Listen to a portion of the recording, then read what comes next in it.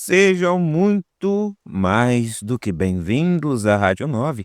Aqui quem vos fala é o tal do Arisson Sobrinho. É um prazer saber que você clicou nesse vídeo e veio conhecer a história de Odisseu. Antes de tudo, se for conveniente, pode deixar o seu gostei e sua inscrição. E é dever de todos nós fazer o nosso dever de casa, até porque o Nolan está fazendo dele, já está trabalhando no seu novo filme. E é interessante nós trabalharmos também. Vamos fazer o nosso dever, vamos nos aprofundar nessa deliciosa mitologia, deliciosa pra gente que tá sentadinho e confortável, aprendendo mais de mitologia grega, e um pouco desafortunada para esse tal de Odisseu que vai passar por coisas terríveis. E antes de começar, apenas para contextualizar e não começar a história assim do nada, a Odisseia foi composta entre os anos de 750 e 700 a.C.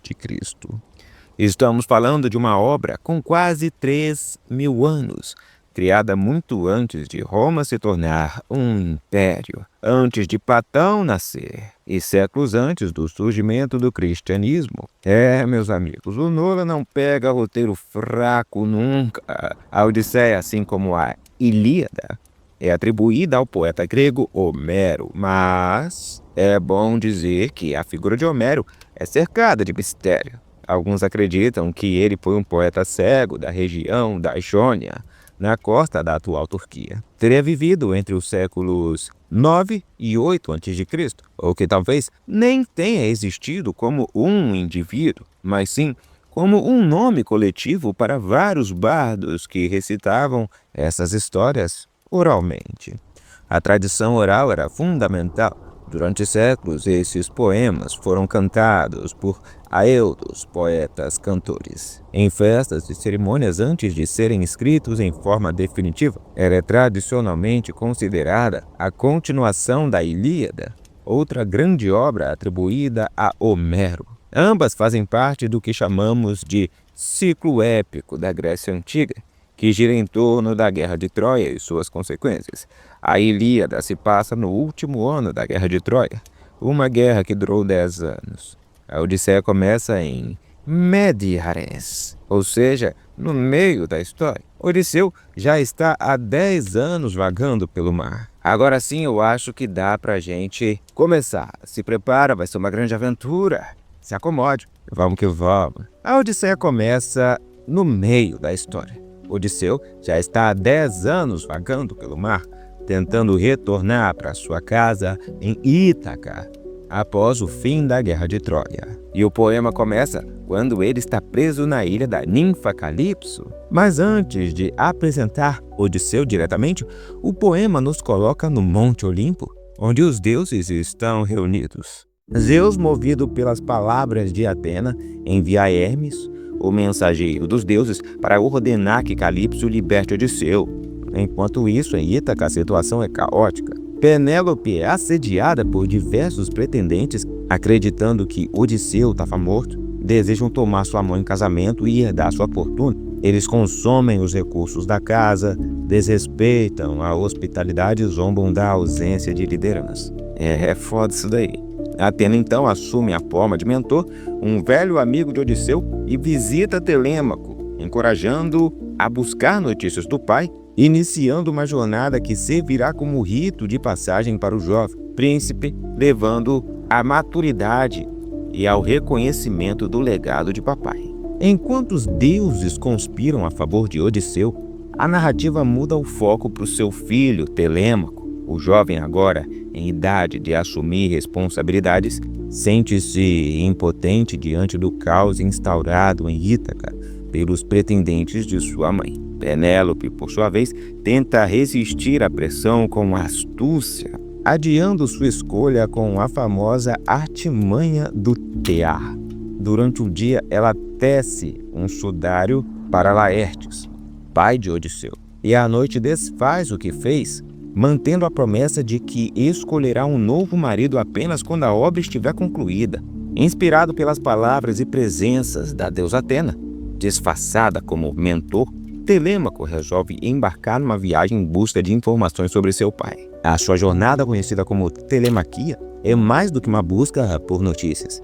É um processo de amadurecimento pessoal, de construção de identidade do senso de dever do jovem herdeiro.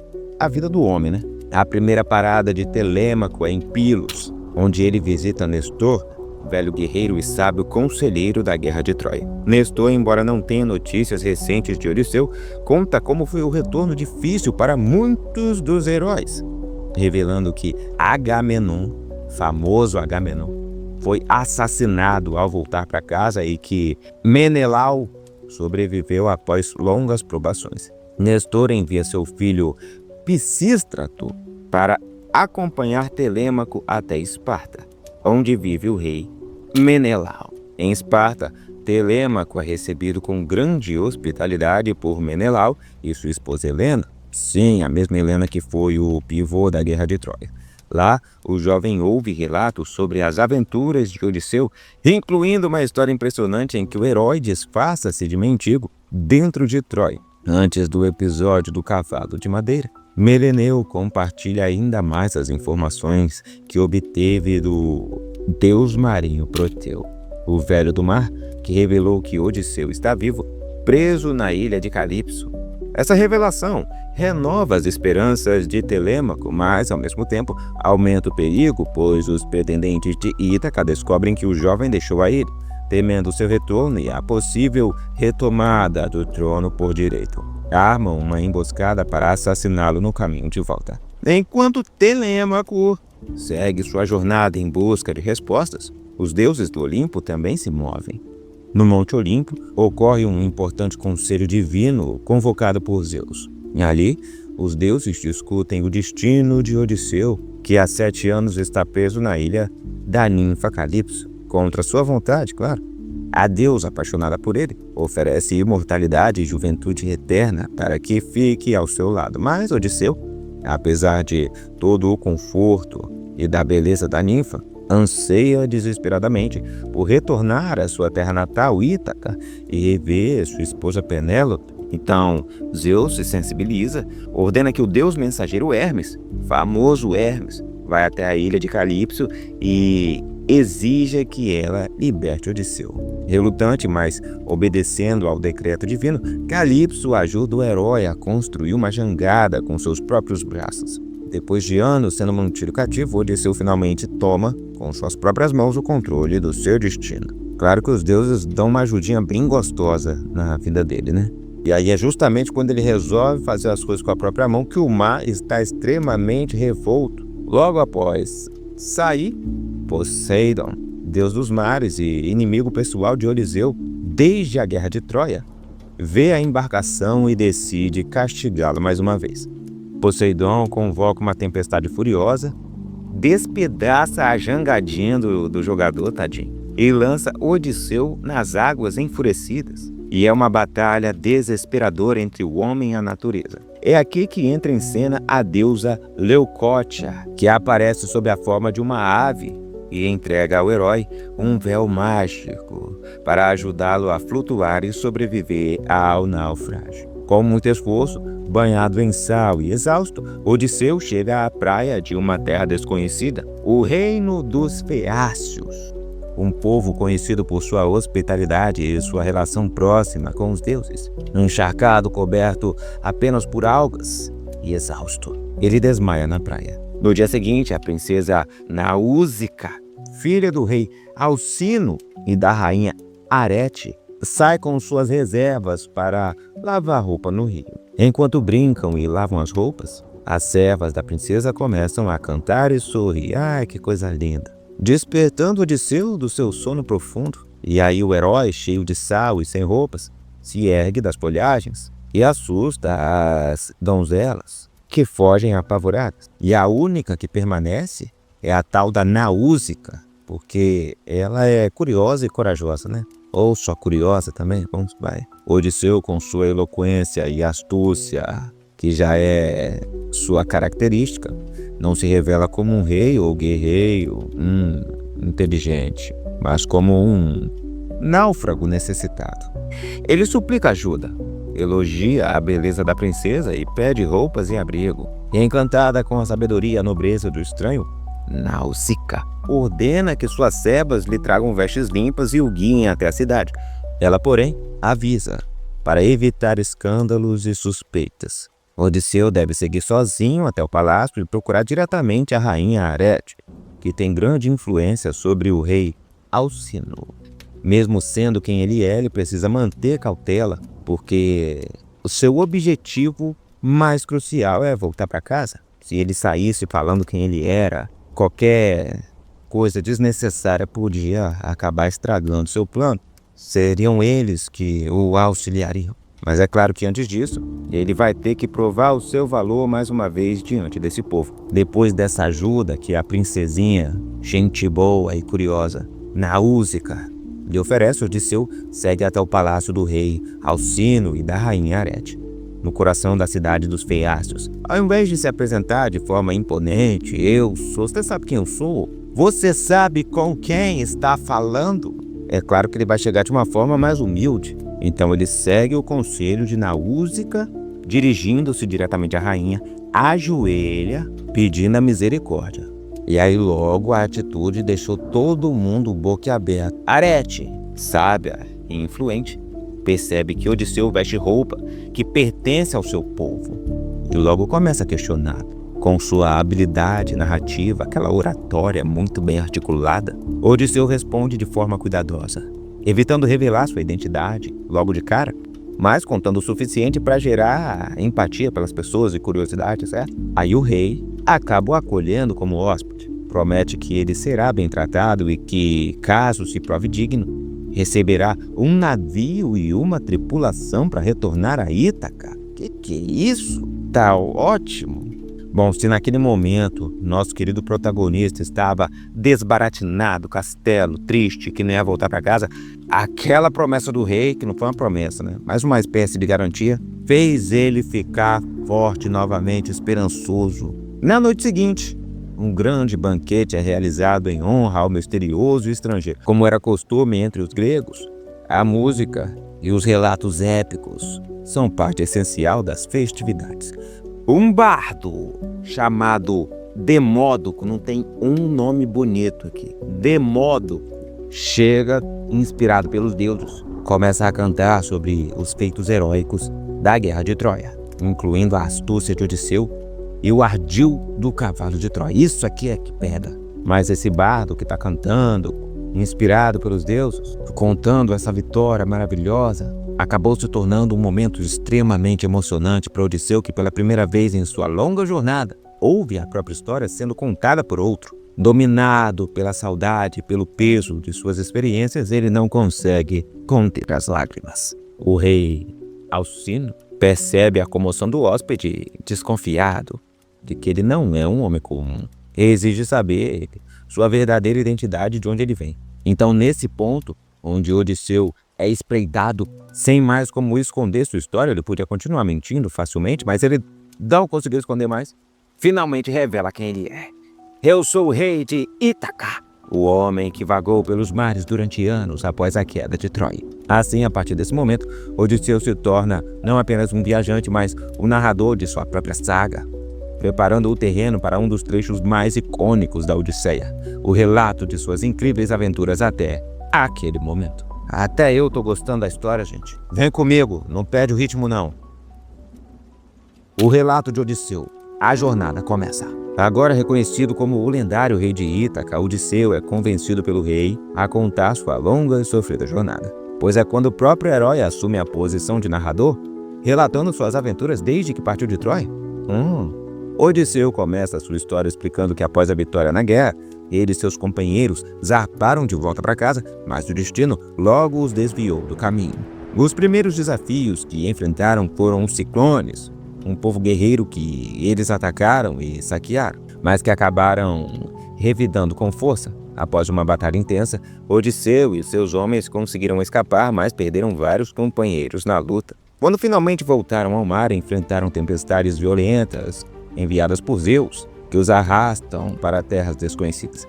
Assim acabam chegando a uma das regiões mais misteriosas da narrativa, a terra dos Lotófagos. Os Lotófagos eram um povo pacífico, que se alimentava do misterioso fruto de lótus. O problema era que esse fruto tinha um efeito mágico. Qualquer um que comesse Esquecia completamente de sua pátria e da vontade de voltar para casa. Não, não é possível. O objetivo do protagonista é voltar para casa. E existe uma fruta que ela faz você esquecer a vontade de voltar para casa. Curiosos e famintos, alguns dos homens de Odisseu comem o lótus e ficam em um estado de completa letargia, esquecendo-se de Ítaca e de sua missão. Eles perdem todo o desejo de continuar a jornada e querem apenas permanecer ali, vivendo sem preocupações. Então, no fundo, é bom. É um fruto bom que te deixa na zona de conforto. Depois de tanta luta, tanta batalha, né? Vamos descansar um pouco, né? Odisseu, percebendo o perigo da situação, resgata seus companheiros à força, carregando-os de volta para o navio e ordenando que todos partam imediatamente daquela terra. Após escaparem dos lotófagos, Odisseu e seus homens seguem viagem até chegarem a uma ilha misteriosa. É de ilha em ilha. Tem que ser assim. Ao explorarem o local, encontram uma caverna cheia de provisões. Leite, queijo e carne. A gente já sabe que isso é merda. Não tem como encontrar um negócio tão perfeito. Desconfia. Esses livros já ensinam pra gente desde cedo desconfiar de coisa boa. Famintos e exaustos, os gregos começam a se banquetear. Não aprenderam com a Lotus, não, esse pessoal. Sem saber que essa caverna pertence ao Polífemo, o mais temível dos ciclopes e filho do próprio deus Poseidon. Eu agora não sei se eu estou lendo a Odisseia ou Percy Jackson e o Ladrão de Raios, mas tudo bem. Quando o monstro retorna e encontra os intrusos em sua casa, ele bloqueia a entrada da caverna com uma imensa pedra e, furioso, devora 2 dos seus companheiros de Odisseu na mesma hora. E lasqueira! Percebendo que a força bruta não o salvaria, Odisseu traça um plano astuto. Ele oferece a Polífemo um vinho forte e doce que trouxeram consigo. Pô, vai ser legal ver isso no cinema, hein? Nolan, regaça, hein, que eu quero ver esse Ciclope bolado. O Ciclope, sem costume com bebida, se embriaga rapidamente. Se ele é gigante, acho que ele ia precisar beber bem mais do que um copo de humano, né? Mas tudo bem. Suspensão da descrença, vambora. Aproveitando o momento, Odisseu se apresenta com um nome falso. Diz chamar-se Ninguém. É muito poético, né? Quando Polífemo adormece, Odisseu e seus homens aquecem uma estaca pontiaguda no fogo e cravam-na no único olho. Ai, tadinho, viado. Cegando-o completamente, o monstro acorda urrando de dor e, em desespero, grita por ajuda aos outros ciclopes da ilha. Porém, ao ser questionado sobre quem o atacou, ele responde: "Ninguém está me machucando." Os outros ciclopes, confusos, acreditam que Polífemo está delirando e não fazem nada para ajudar. Mas cego, o ciclope continua bloqueando a saída da caverna. Odisseu, então, cria uma estratégia genial. Amarra seus homens sob o ventre das ovelhas do rebanho de Polífemo. Caralho, mané. Então é daí que vem essa história das ovelhas? Na manhã seguinte, quando o Ciclope apalpa os animais para garantir que os intrusos não escapem, ele só sente o dorso das ovelhas passando e não percebe que os gregos estão escondidos sob elas. Dessa forma, Odisseu e seus companheiros conseguem fugir. Já a bordo do navio e seguros no mar, Odisseu não resiste e grita seu verdadeiro nome para o Ciclope, zombando dele, enfurecido. Polífemo atira enormes rochas na direção do barco e, ainda mais grave, invoca seu pai, Poseidon, rogando-lhe uma maldição que Odisseu jamais chegue a Ítaca ou que, se chegar, encontre sua casa em ruínas. Galera, tá interessante isso daqui. Não me deixe só. Após a fuga da caverna de Polífemo, Odisseu e seus homens seguem pelo mar e chegam à ilha de Éolo, o deus dos ventos. Rapaz, é muita ilha, né? Provavelmente eles estão naquela região lá em cima da Venezuela, que é um monte de ilha. 1, 2, 3, 4, 5, 6, 7, ilha atrás de ilha, só. Jesus amado. Mas é isso mesmo. Vamos seguindo. Éolo, simpatizado com Odisseu, presenteia-o com um odre mágico, contendo todos os ventos contrários à sua viagem, deixando apenas o vento favorável que o levaria diretamente a Ítaca. Com esse presente, o retorno para casa parecia garantido. Durante 9 dias, a frota avança em segurança, sem obstáculos. Já podiam ver as costas de Ítaca ao longe. Odisseu, exausto pela longa viagem, adormece, confiante de que finalmente chegaria ao seu destino. No entanto, seus companheiros, movidos pela curiosidade e pela ganância, acreditam que Odisseu está escondendo tesouros dentro do odre. Sem que ele perceba, eles o abrem, liberando todos os ventos aprisionados. Puta Puta que pariu. Imediatamente, uma tempestade colossal se forma e empurra os navios de volta à ilha de Elor. Odisseu implora novamente ao deus dos ventos que o ajude, mas Éolo, furioso e agora considerando que os deuses estão contra ele, recusa-se a ajudá-lo novamente. E ele tá certo. Se eu te dou uma ajuda, você desperdiça? E você volta para pedir ajuda de novo? Eu, hein? Sem outra opção, Odisseu e seus homens continuam a jornada, mas o destino os leva até a terra dos Laestrígones. Pelo amor de Deus! Um povo de gigantes canibais. Ih, rapaziada. Tô ladeira abaixo. Assim que chegam, um dos homens de Odisseu é enviado como mensageiro para investigar o local. No entanto, ele logo descobre o horror escondido na cidade. Os Laestrígones são bárbaros, gigantes, que se alimentam de carne humana. O rei do Laestrígones, para de falar esse nome, agarra um dos gregos e o devora ali mesmo, desencadeando um massacre. Um exército de gigantes ataca os navios, lançando enormes rochedos sobre a frota de Odisseu. É muita tristeza, gente. Dá uma alegria aqui. A destruição é catastrófica.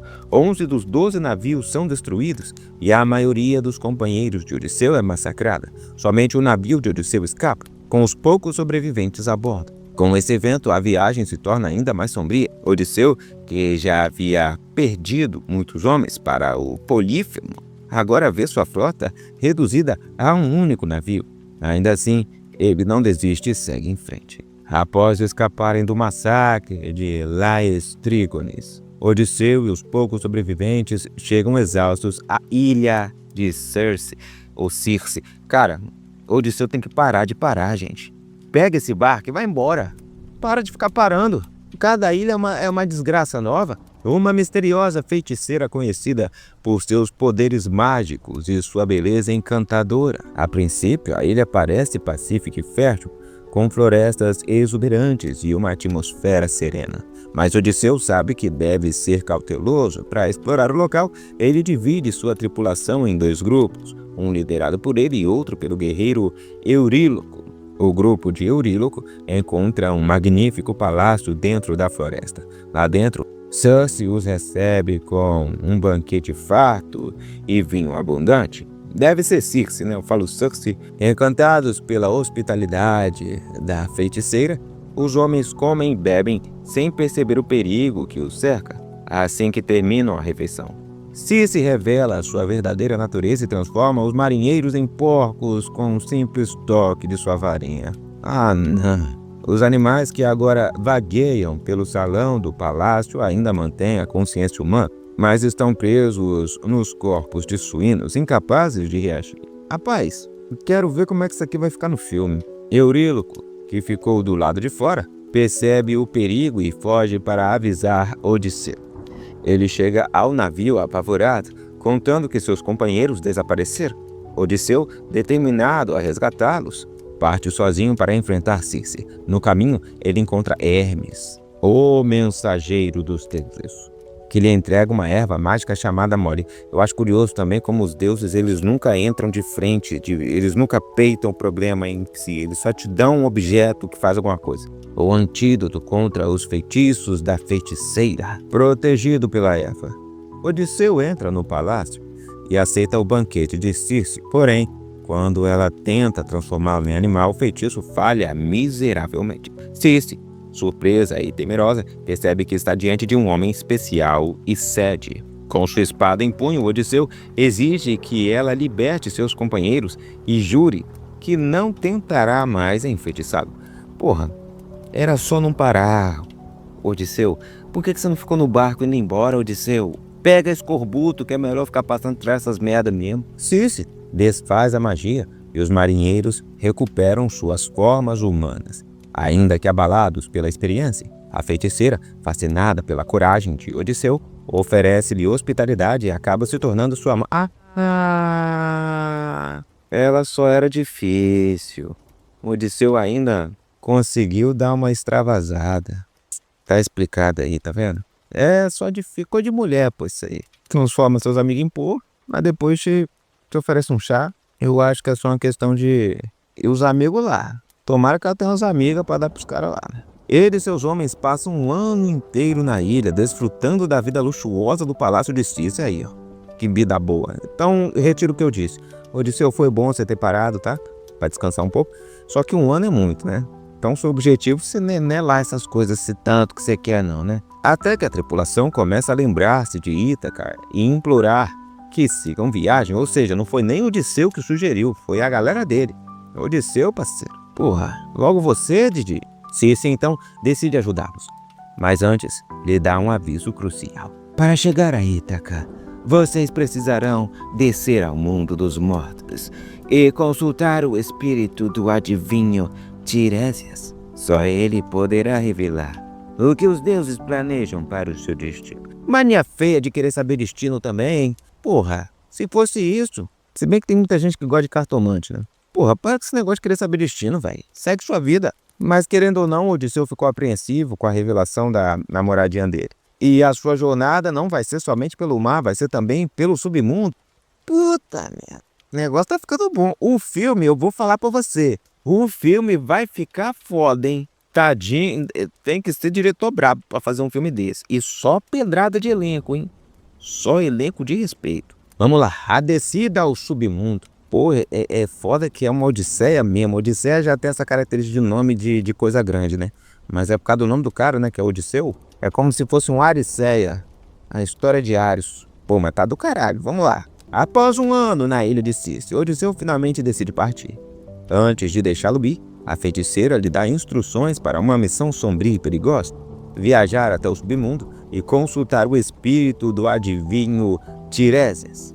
Apenas ele poderá revelar os desafios que ainda aguardam Odisseu e como ele poderá enfim retornar a Ítaca. Guiado pelos ensinamentos de Circe, Odisseu e seus homens navegam para além do mundo dos vivos, rumo às margens do reino de Hades, onde as almas dos mortos residem. E ao chegar, Odisseu segue o ritual indicado, sacrifica um carneiro negro e deixa seu sangue escorrer no chão, atraindo os espíritos. Assim que as sombras se aproximam, ele ergue sua espada e impede que qualquer fantasma beba do sangue antes de Tiresias. Enquanto espera pelo adivinho, Odisseu vê rostos conhecidos emergirem das trevas. Elpenor, um de seus companheiros que morreu tragicamente ao cair do telhado na ilha de Circe, aparece primeiro e implora por um terreno digno para que sua alma possa descansar em paz. Anticleia, sua querida mãe, surge entre os mortos, revelando que faleceu de tristeza, esperando pelo retorno do filho. Tá vendo, Odisseu? Ficou lá só levando chazada da mocinha? Aí, sua mãe morreu.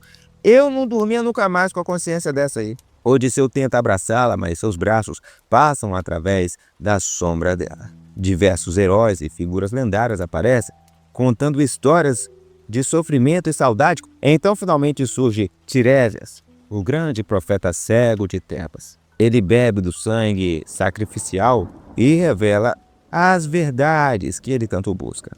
Seu retorno a Ítaca será longo e repleto de desafios, pois Poseidon ainda deseja vingança pelo que fez a Polífemo. É complexo, né? Quando chegarem à ilha de Trinácia, onde pastam os bois sagrados do deus Hélios, nenhum homem deve atacá-lo, ou uma nova tragédia cairá sobre sua tripulação. Pelo amor de Deus. Mesmo ao chegar a Ítaca, Odisseu não encontrará paz imediatamente, pois sua casa estará tomada pelos pretendentes de Penélope, que desperdiçam suas riquezas e zombam de sua memória. Pois é, você lá namorando, Odisseu, eu tenho que falar com você, né?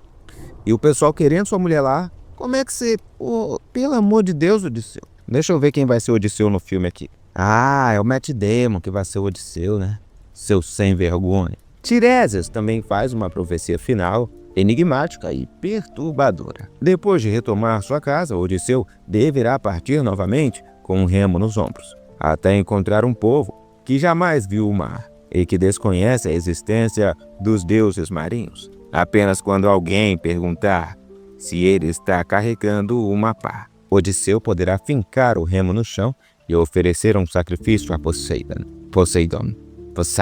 Só então sua jornada estará finalmente encerrada. Com essas palavras pesadas na mente, Odisseu despede-se do submundo e retorna ao navio, pronto para continuar sua odisseia.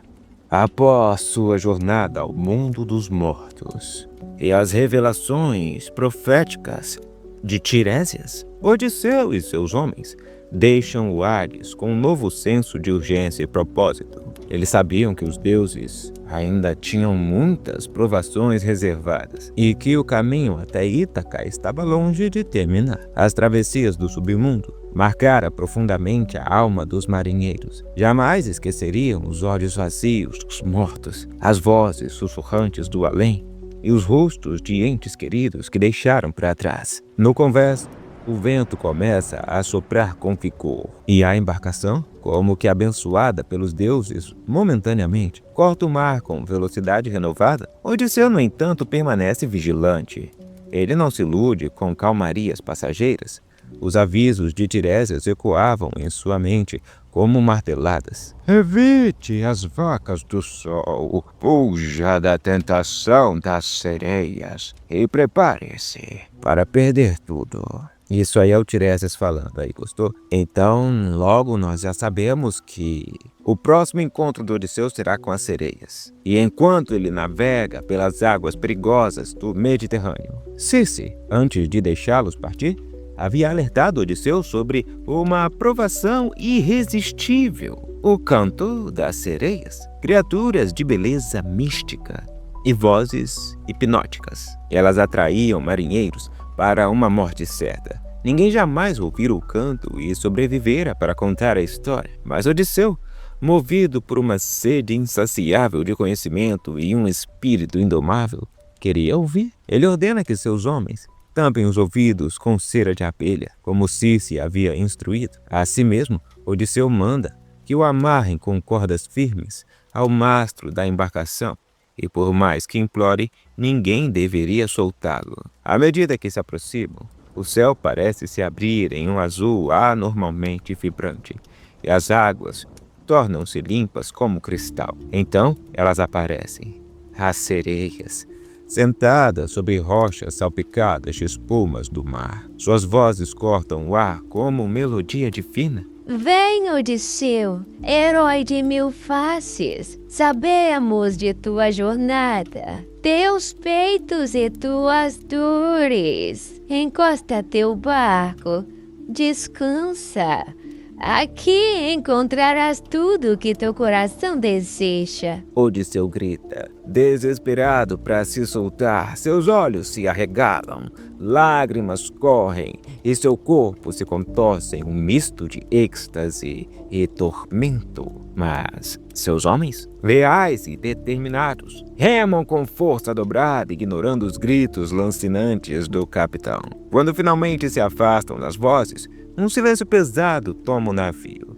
Odisseu, exausto e com a alma sacudida por aquela beleza fatal, agradece por estar vivo, mas sente que algo dentro dele mudou para sempre. Mal haviam se recuperado das sereias, surge diante deles outro desafio mortal. Se havia falado de dois horrores marinhos que guardavam um estreito traiçoeiro, Scylla, uma criatura de múltiplas cabeças que apanhava homens diretamente dos barcos, e Caribdis, um redemoinho colossal que engolia navios inteiros. Era impossível passar sem perder algo. Odisseu, calculando os riscos, decide se aproximar de Scylla, preferindo perder alguns homens a arriscar tudo em Caribdis. Mas não revela isso à tripulação. Em silêncio, carrega o peso da decisão. Conforme se aproximam, as águas se agitam. Um cheiro fétido toma o ar.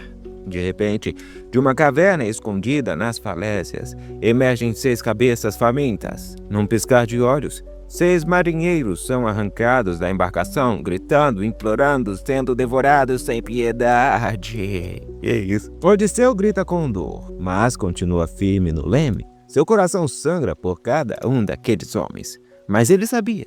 Era isso ou a morte de todos. Ao deixarem o estreito, os sobreviventes, o navio navega em silêncio absoluto.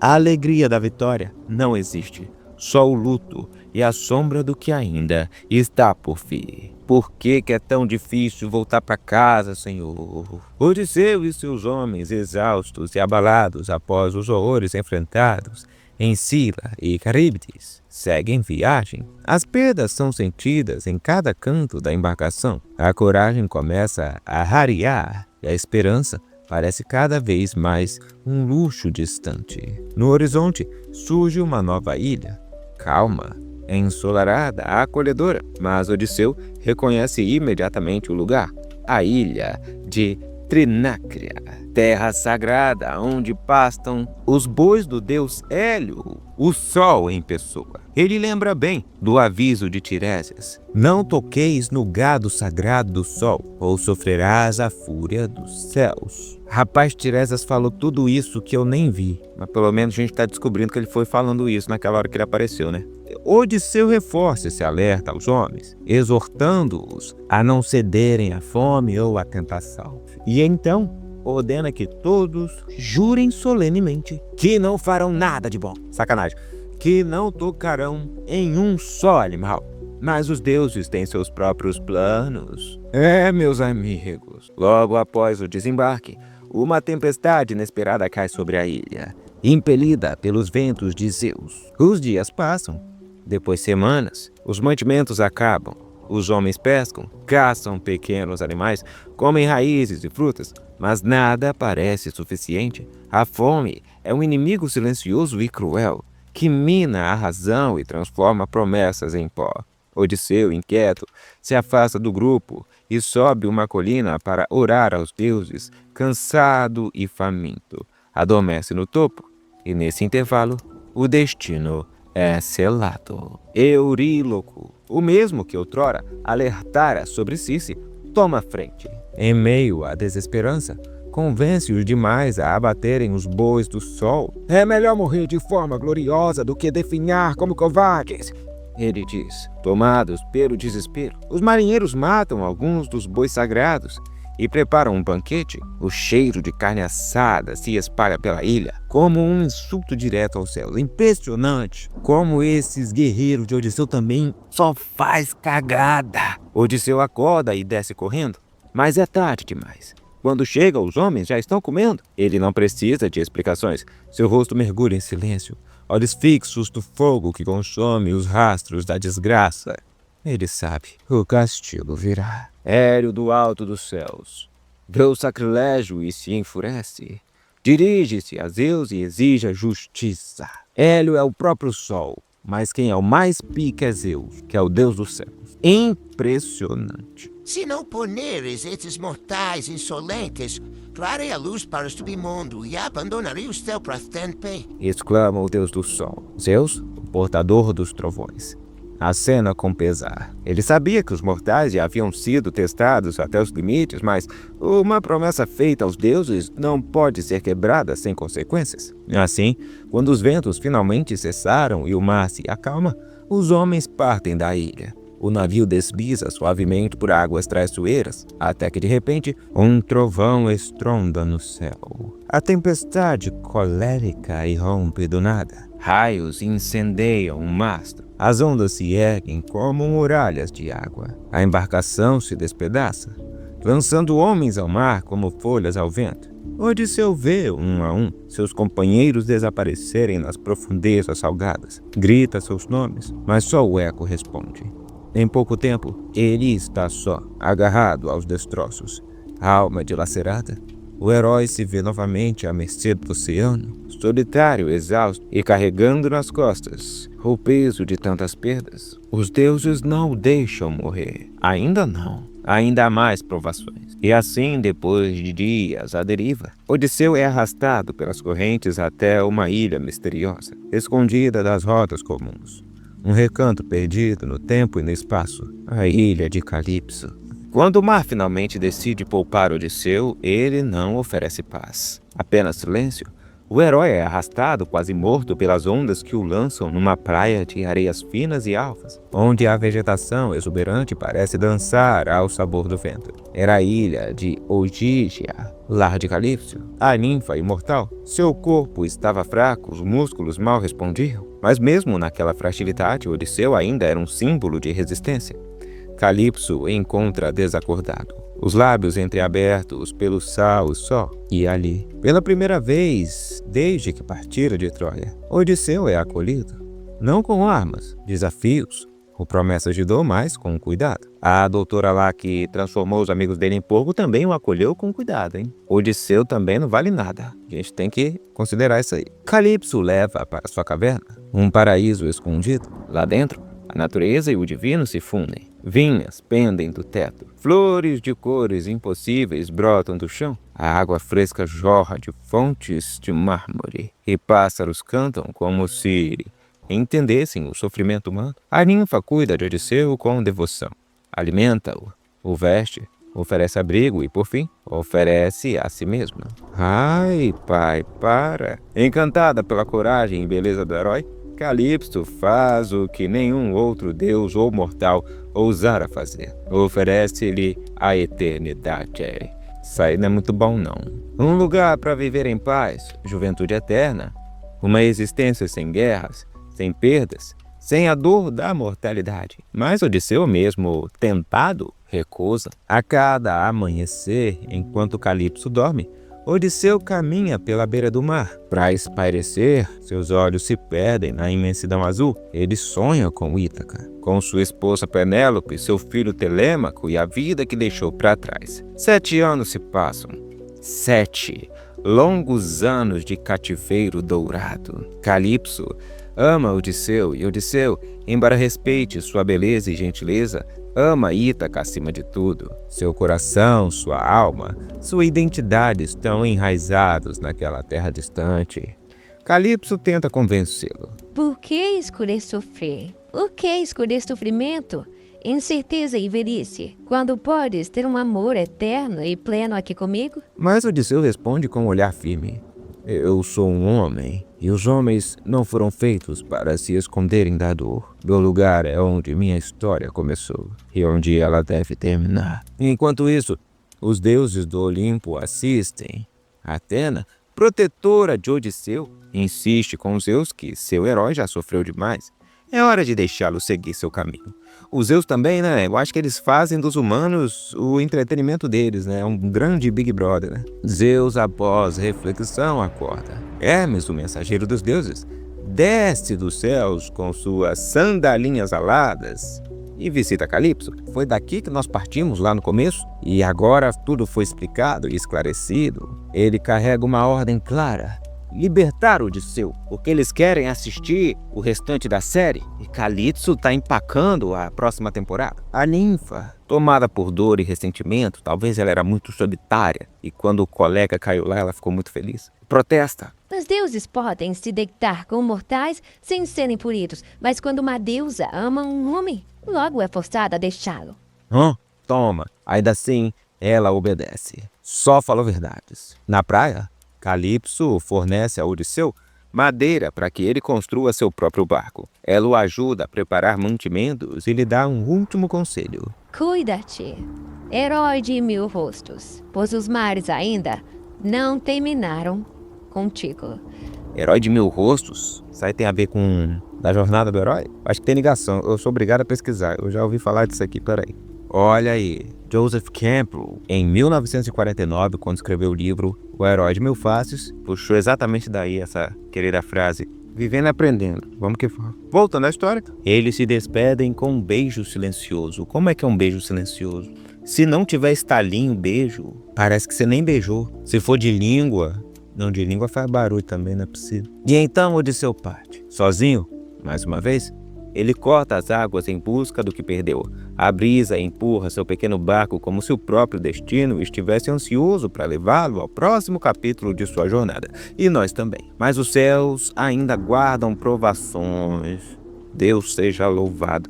O olhar de Poseidon, o deus dos mares, recai sobre ele mais uma vez. Que bicho amargurado esse Poseidon. Após o emocionante relato feito diante da corte dos feácios, Odisseu partiu e encontrou os feácios e o rei prometeu a ele que ia entregar a frota bacana para ele continuar a viagem. Agora tudo aqui é original. Agora a gente vai saber o que aconteceu.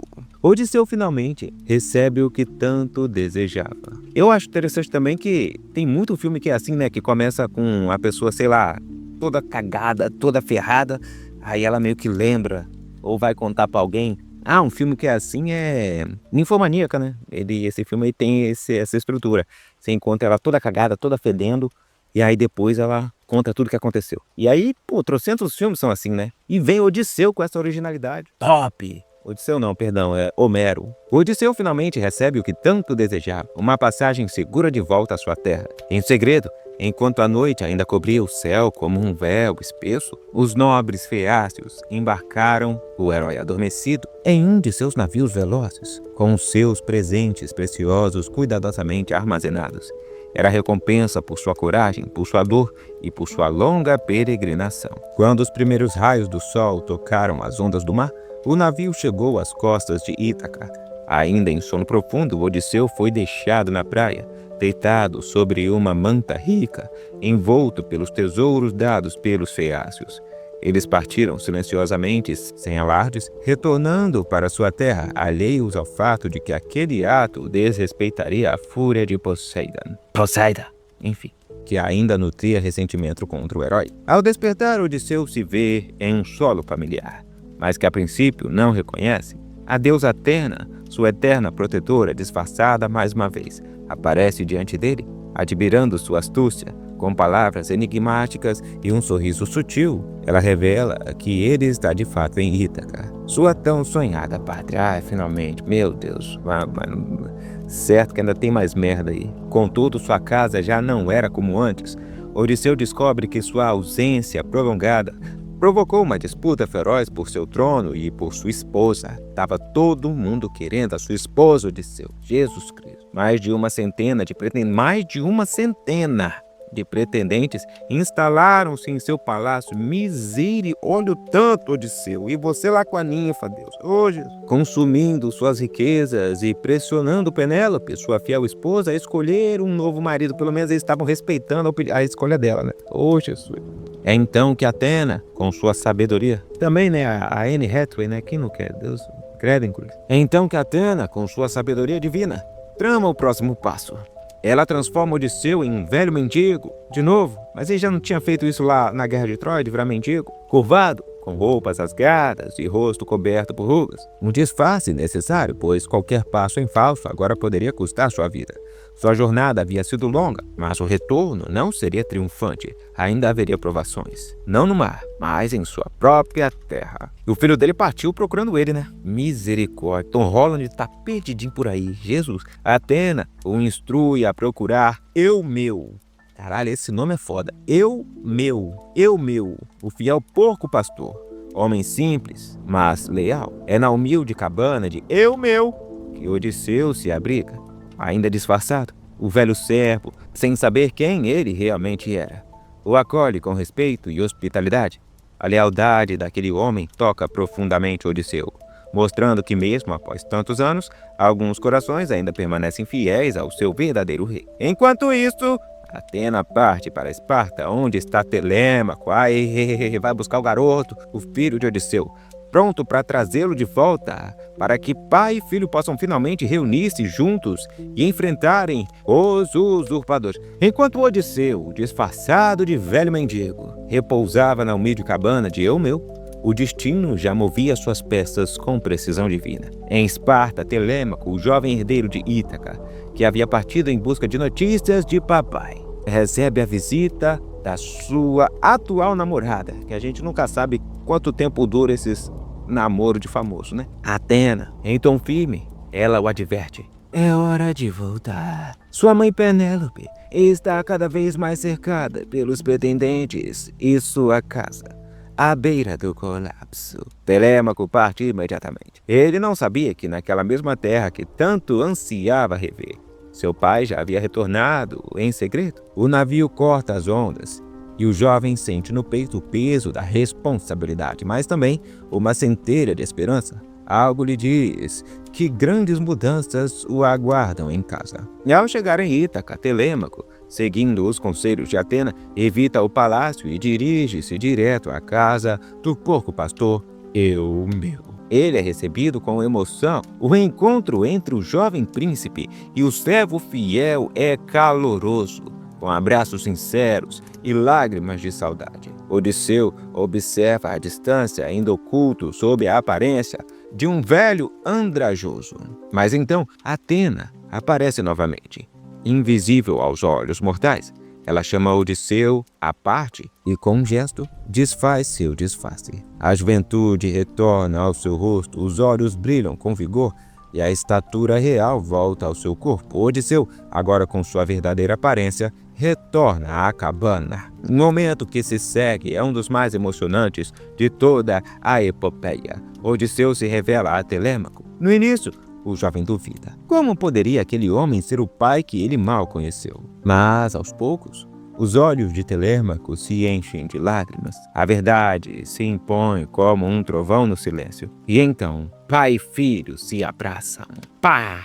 Aí entra os comerciais. Um abraço carregado de saudade, dor e esperança. Choraram como homens que sobreviveram à guerra da vida. Não porque eram fracos, mas porque o amor contido por tantos anos finalmente encontrava uma brecha por onde escapar. Após esse encontro poderoso, Odisseu e Telêmaco unem suas forças.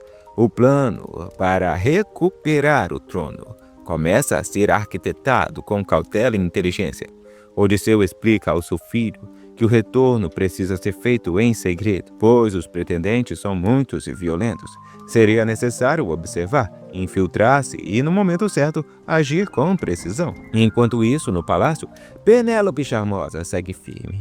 Recusando os avanços insistentes dos pretendentes, seu coração diz que Odisseu ainda vive, mesmo após tantos anos. Cada noite, ela tece um véu, e cada madrugada ela o desfaz em segredo, adiando a escolha de um novo esposo. Esse negócio de tecer véu é só em mitologia que funciona essas coisas. Os fios do destino estão sendo entrelaçados com maestria. Odisseu está em Ítaca, seu filho está ao seu lado.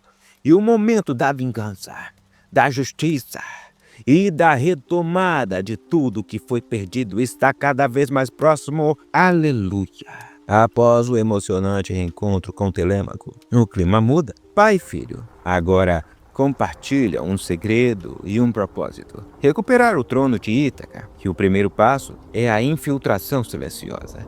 A vingança não pode ser cega, deve ser calculada, paciente. Odisseu, com a mente afiada pela dor e experiência, sabe que um só passo em falso pode ser fatal. Com a ajuda de o fiel porco-pastor, Odisseu volta a vestir os trapos de mendigo. Suas roupas são sujas, rasgadas, sua pele envelhecida por pó e suor. A barba crescida, os cabelos desgrenhados, é irreconhecível. Até mesmo seus antigos servos não o reconhecem. E é com essa aparência que ele atravessa os portões do seu próprio palácio. O cenário que encontra é de puro desrespeito. Os pretendentes de Penélope, homens arrogantes e ambiciosos, tomam o salão de banquetes como se fosse deles. Comem, bebem, riem alto, tratam os criados como se fossem escravos. Odisseu observa tudo com o coração em chamas, mas o olhar frio. Ainda não é hora de agir. Ele caminha entre os homens que cortejam sua esposa, recebe empurrões, insultos e até chutes. Um deles, Antino, o mais cruel e insolente, joga-lhe um banco. O golpe não mata, mas humilha. Telêmaco, também presente no salão, assiste a cena e sente o sangue ferver, mas se contém. A estratégia depende de manter a farsa. No meio do caos, Penélope observa aquele velho desconhecido com atenção. Há algo em seu olhar, uma sombra de lembrança, mas não ousa acreditar. Ela, que é símbolo de fidelidade e astúcia, desconfia que aquele mendigo guarda um segredo profundo. Durante a noite, Penélope ordena que o velho seja levado até seus aposentos para uma conversa em particular. Odisseu e Penélope se encontram frente a frente, ele ainda disfarçado. Ela fala de seu sofrimento, de sua saudade, de seus sonhos. E o disfarçado escuta, segurando as lágrimas, lutando contra o desejo de se revelar. Penélope, astuta como sempre, testa o velho, faz perguntas sobre Odisseu, sua aparência, suas vestes, seus hábitos. E Odisseu, habilidoso em palavras, responde tudo com precisão, descrevendo a si mesmo como se fosse outro. A rainha sente algo vibrar no peito, um pressentimento, mas ainda não há prova. Ela espera, observa, tece sua própria estratégia. Enquanto isso, durante a madrugada, Telêmaco esconde as armas do salão. A mando do pai, ele retira espadas, lanças e escudos, sob o pretexto de limpeza e restauração. Mas a verdade é clara, eles estão preparando o terreno para o inevitável confronto. Odisseu, mesmo em silêncio, está reconquistando Ítaca passo a passo. Mas a batalha ainda não começou. Os pretendentes ainda zombam, Penélope ainda resiste. E Odisseu, o mais paciente dos heróis, sabe que o momento certo está chegando. O palácio de Ítaca continua ocupado pelos pretendentes. Já se passam muitos dias desde que Odisseu chegou disfarçado. Ele observou cada um daqueles homens que zombavam de sua casa, de seu nome, de sua honra, e agora o momento chegou.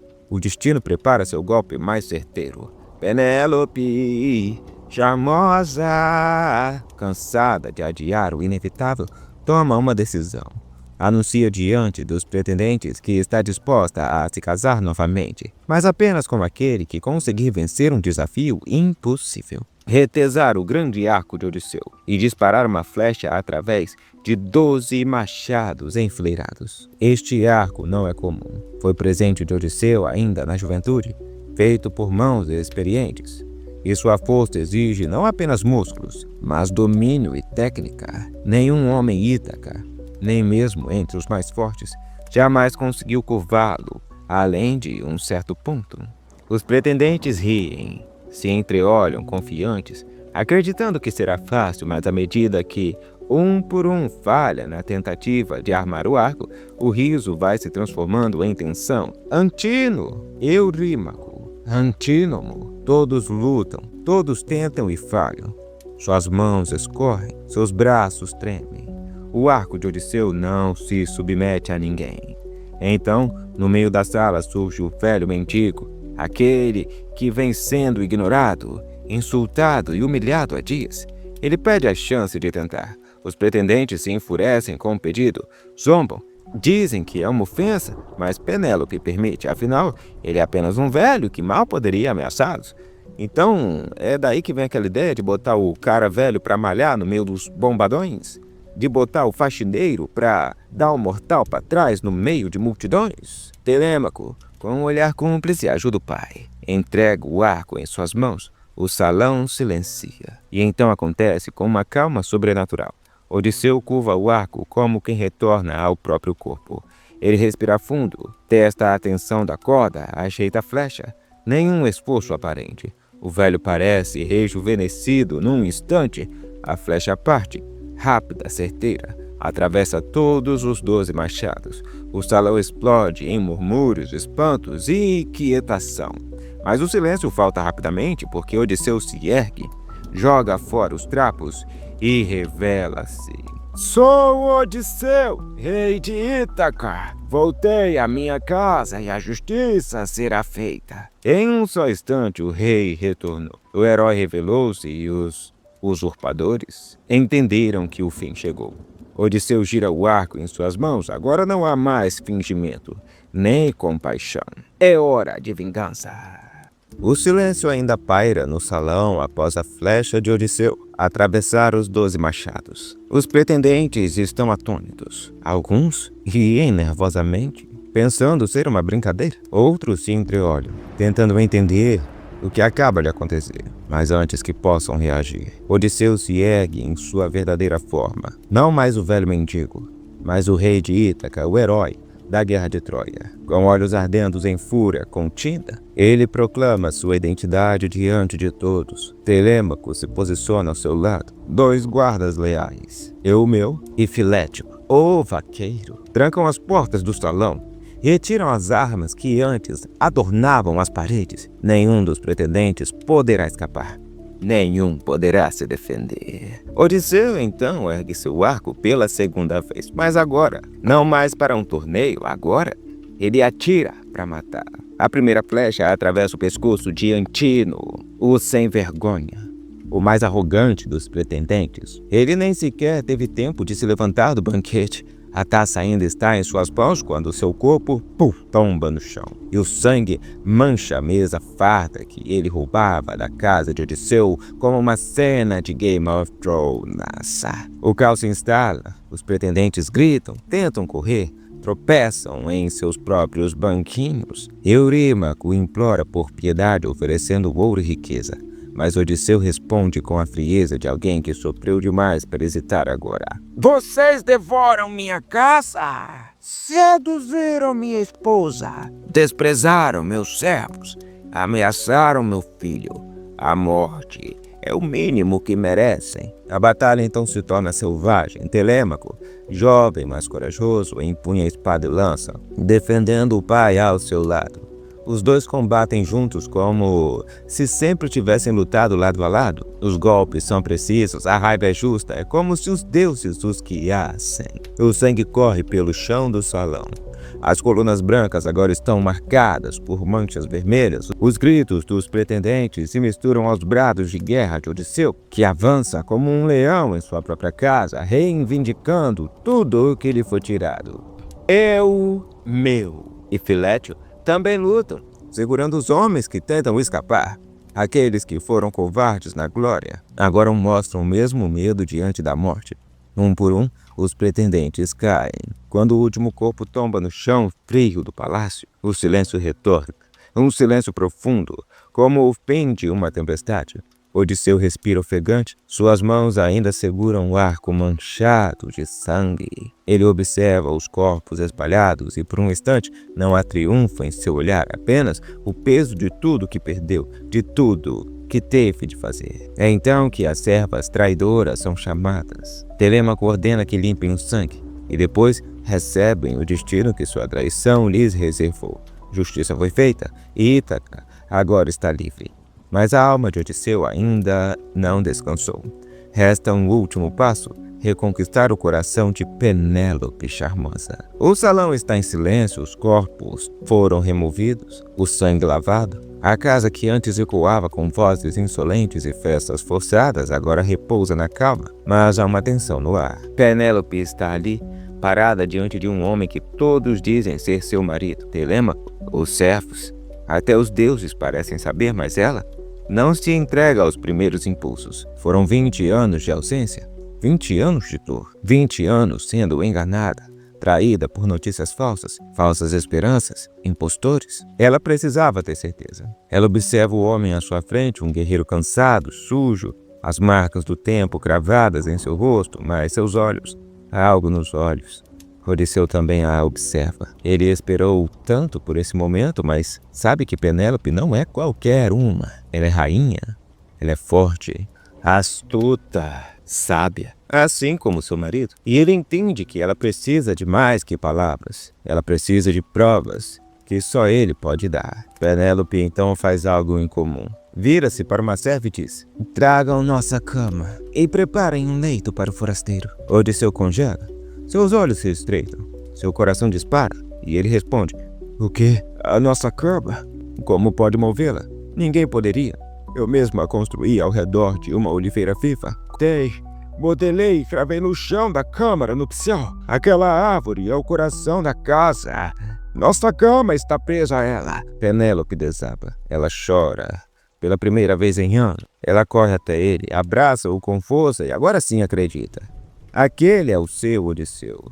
Não apenas por saber de um segredo que ninguém mais sabia, mas porque sua alma reconheceu a dele. Odisseu a envolve nos braços, as dores da guerra, as dores do mar e tudo o que sofreu se apaga por um instante. Restam apenas os dois.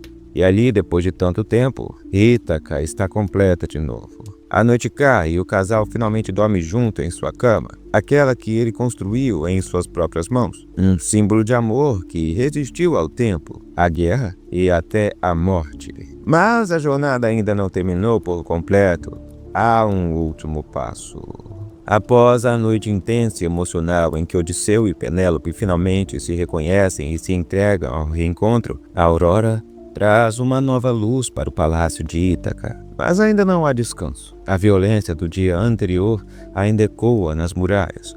Corpos dos pretendentes jazem no chão, e a notícia do massacre se espalha rapidamente pela ilha, como uma brisa tensa e carregada. As famílias dos homens mortos clamam por vingança. Pais, irmãos e primos se reúnem, armados e enfurecidos, exigindo justiça.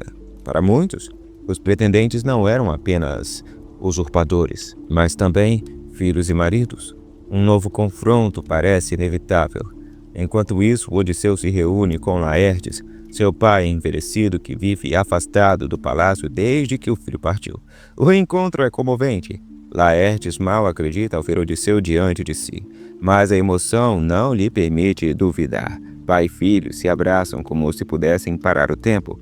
Odisseu, porém, sabe que ainda há um último desafio a enfrentar. Antes do conflito entre os cidadãos de Ítaca explodir em guerra civil, Atena, mais uma vez, intervém. Ela desce do Olimpo, invisível aos olhos dos mortais, mas presente na mente dos líderes.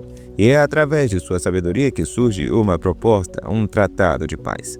Atena inspira palavras conciliadoras em Zeus, e os deuses determinam que a guerra deve cessar. É um momento simbólico em que o caos que se espalhava por Ítaca começa a se dissolver. Odisseu então faz o que poucos heróis fazem. Ele recua, oferece palavras de paz aos que ameaçam, mostrando que o verdadeiro poder não está em vencer guerras, mas em encerrá-las. As famílias relutantes aceitam. Uma trégua é selada. Um novo ciclo se inicia em Ítaca sob o comando de um rei mais sábio, mais maduro e profundamente transformado por sua longa jornada. Mas a história ainda não acabou. Tiresias, no submundo, havia profetizado que Odisseu deveria um dia fazer uma nova peregrinação, desta vez por terra, carregando um remo nas costas. Ele deveria caminhar até encontrar um povo que nunca tivesse visto o mar, onde as pessoas confundissem um remo com uma pá de grão.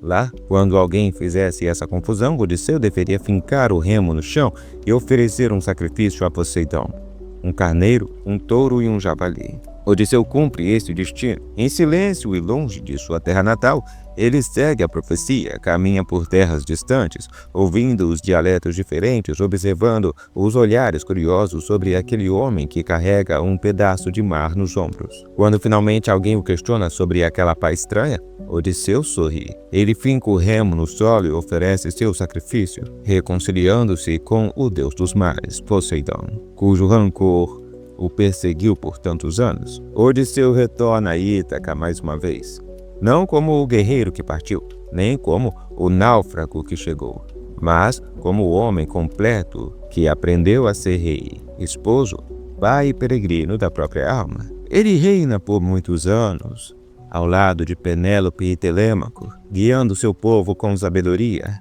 A Ítaca que ele reconstrói é diferente daquela que deixou. Agora, mais do que um lugar físico, ela é símbolo de destino, paciência, persistência e transcendência. E assim encerra a nossa jornada do herói. Espero que você tenha chegado até o final.